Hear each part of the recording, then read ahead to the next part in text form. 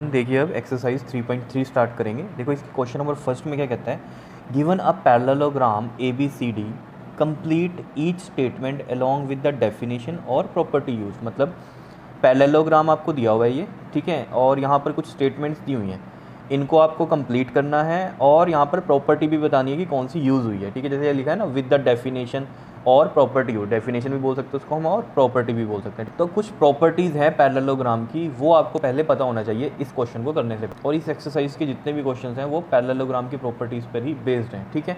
तो देखो जरा प्रॉपर्टीज़ पढ़ लेते हैं पहले। तो यहाँ पर देखो एक पैरेललोग्राम बनाता हूँ मैं यहाँ पर एक, देखो पैरेललोग्राम ये बनाया है मैंने, क्वाड्रिलेटरल का ही टाइप होता है पैरेललोग्राम, क्लियर है, क्योंकि इसकी 4 साइड्स होती हैं तो क्वाड्रिलेटरल में ही आता है पैरेललोग्राम, ठीक है।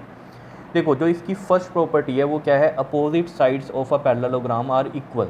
जैसे ये वाली साइड जो है वो इसके इक्वल होगी और ये वाली जो साइड है वो इसके इक्वल होगी। ये दोनों क्या हैं, अपोजिट साइड्स हैं, और ये वाली दोनों भी अपोजिट साइड्स हैं, तो ये क्या हैं, इक्वल हैं। जैसे मैं यहाँ पर इनको अगर नेमिंग दे दूँ, ये ए है, ये बी है, ये सी है और ये डी है, तो अपोजिट साइड्स जैसे ये ए डी इक्वल टू किसके होगी, बी सी के, तो मैं यहाँ लिख देता हूँ A D equal to B C है, और साथ में ये ए बी किसके इक्वल होगी, इस सी डी के, तो मैं यहाँ लिख देता हूँ ए बी जो है इक्वल होगी किसके, आपके पास सी डी के।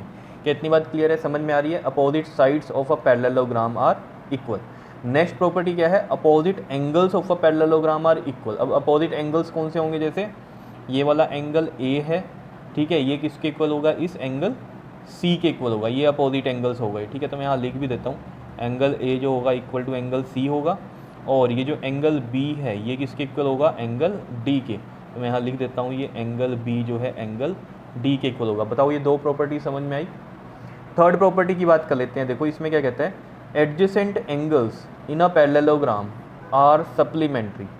एडजेसेंट क्या होते हैं, साथ साथ वाले। देख जैसे कि ए और डी है, तो सप्लीमेंट्री का मतलब क्या होता है कि 180 डिग्री होगा इन दोनों का सम, ठीक है। तो ये बात आपको समझ में आ रही होगी कि adjacent angles in a parallelogram are supplementary का मतलब क्या है, साथ साथ वाले जो दो एंगल्स होंगे उनका जो सम होता है वो कितना होता है, 180 डिग्री होता है। जैसे ये साथ वाले हैं ए और डी, इनका सम कितना होगा, 180। या फिर ऐसे ही बोल सकते हो आप, ए और बी, इन दोनों का सम कितना होगा, 180 होगा। या फिर आप ऐसे बोल सकते हो बी और सी, इनका भी सम कितना होगा, 180 होगा। या फिर ऐसे बोल सकते हो सी और डी, इनका भी सम कितना होगा, 180 होगा। आप ऐसे नहीं बोल सकते कि ए और सी का सम 180 होगा, समझ रहे हो, ये एडजेसेंट एंगल्स नहीं है, ये कौन से हैं, अपोजिट एंगल्स, समझ रहे हो। तो एडजेसेंट एंगल्स आपको समझ में आनी चाहिए बात, और सप्लीमेंट्री वर्ड का मतलब समझ में आना चाहिए। तो एडजेसेंट एंगल्स कौन से होंगे, जो साथ साथ जो एंगल्स होते हैं, जैसे ए और बी है, या फिर बी और सी है, या फिर सी और डी है, या फिर डी और ए। तो इसमें हमें समझ में आना चाहिए कि ए और बी जैसे जो भी एडजेसेंट एंगल्स हैं इनका सम कितना होता है, 180 डिग्री होता है, ठीक है। तो जैसे मैं यहाँ फॉर एग्जांपल लिख सकता हूँ ये बात कि एंगल ए प्लस में एंगल कितना होगा, 180 डिग्री होगा, ठीक है। ऐसे ही मैं और करके एंगल ए प्लस में एंगल बी भी लिख सकता हूँ 180 डिग्री के इक्वल, और या फिर एंगल बी प्लस में एंगल सी भी 180 डिग्री लिख सकता हूँ, और एंगल सी प्लस में एंगल डी भी क्या लिख सकता हूँ मैं, 180 डिग्री लिख सकता हूँ। क्या समझ में आ रही है कहानी? एडजेसेंट एंगल समझ में आ रहा है कौन से होते हैं, और सप्लीमेंट्री वर्ड का मतलब आपको समझ में आना चाहिए कि जिनमें सम कितना होता है, 180 डिग्री होता है, ठीक है। नेक्स्ट फोर्थ प्रॉपर्टी क्या है, diagonals of a parallelogram bisect each other. देखो बाइसेक्ट ईच अदर का मतलब क्या होता है, देखो डायगोनल्स आपको पता है कौन से होंगे, इसमें ये वाला एक बी डी डायगोनल होगा और एक ये वाला ए सी डायगोनल होगा, ये डायगोनल्स होते हैं, ठीक है। अब बाइसेक्ट ईच अदर का मतलब समझो कि क्या होता है कि ये मान लो यहाँ पर ये मैंने ओ पॉइंट बताया जहाँ पर ये इंटरसेक्ट कर रहा है, ठीक है। तो इसमें देखो ये जो ओ डी है और ये ओ बी है ये इक्वल होंगे, और ये जो ओ ए है ये इक्वल होगा किसके, इस ओ सी के। कितनी बात समझ में आई?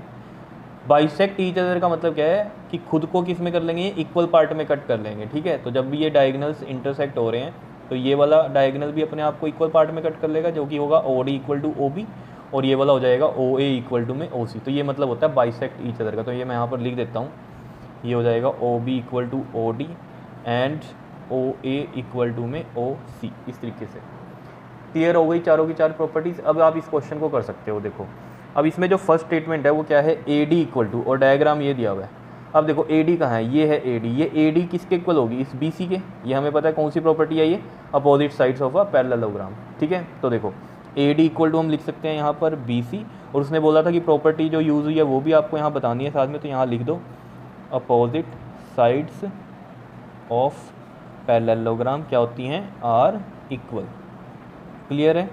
नेक्स्ट देखो एंगल डी सी बी। अब देखो ये डी सी बी एंगल कौन सा होगा, देखो डी सी बी जब भी आपको ऐसे एंगल दिया हो, या तो दिया होता है एंगल सी या फिर एंगल बी, अब यहाँ पर दिया हुआ है angle D C B. D C B का मतलब क्या है, डी सी बी में तो एंगल कौन सा है, ये वाला एंगल है डी सी बी, जो मिडल में होता है अल्फ़ाबेट, जैसे यहाँ सी है तो इस पे बनेगा ये एंगल डी सी बी। मतलब क्या है, डी से आ रही है लाइन सी तक और फिर सी से बी तक, तो ये वाला आपके पास एंगल होगा। क्या इतनी बात क्लियर है। तो ये एंगल जो होगा किसके इक्वल होगा, इस वाले एंगल के इक्वल होगा, बताओ। तो इस एंगल का नाम एंगल ए तो नहीं लिख सकते, इसी फॉर्म में लिखना पड़ेगा, जैसे ये डी सी बी लिखा है तो इसको हम कैसे लिख सकते हैं, डी ए बी लिख सकते हैं। ठीक है, समझ रहे हो ये बात। तो मैं यहाँ लिख देता हूँ एंगल डी ए बी के इक्वल होगा।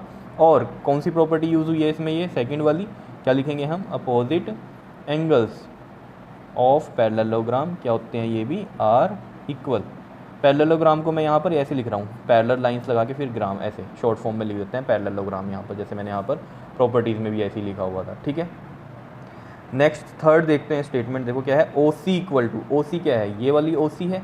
अब ये जो ओ सी है ऑब्वियसली बात है, हमें पता है किसके इक्वल होगा, इस ओ ए के इक्वल होगा। ये हमें पता है कौन सी प्रॉपर्टी है, ये जो डायगोनल्स होते हैं पैरेललोग्राम के वो क्या करते हैं, बाइसेक्ट ईच अदर। ठीक है, तो यहाँ पर लिख देते हैं हम ओ सी इज इक्वल टू में क्या हो जाएगा, ओ ए, और यहाँ लिख देते हैं प्रॉपर्टी कौन सी है ये, diagonals of parallelogram bisect each other. Clear है इतनी बात या नहीं, बताओ। समझ में आ रही होंगी प्रॉपर्टी सारी। ठीक है, इसलिए मैंने ये प्रॉपर्टी आपको पहले बताई है, क्योंकि ये अगर आती होंगी आपको तो ये पूरी एक्सरसाइज आप कर पाओगे अच्छे से। ठीक है, अब देखो फोर्थ स्टेटमेंट पे चलते हैं। देखो इसमें क्या कहता है, M angle D A B. अब ये एम का मतलब क्या होता है, यहाँ पर measure of angle D A B plus में measure of angle C D A. Measure मतलब समझ रहे हो कि जितना भी ये एंगल होगा प्लस में जितना ये एंगल होगा सी डी ए वाला। ठीक है, तो पहले ये एंगल्स देखते हैं कौन से हैं।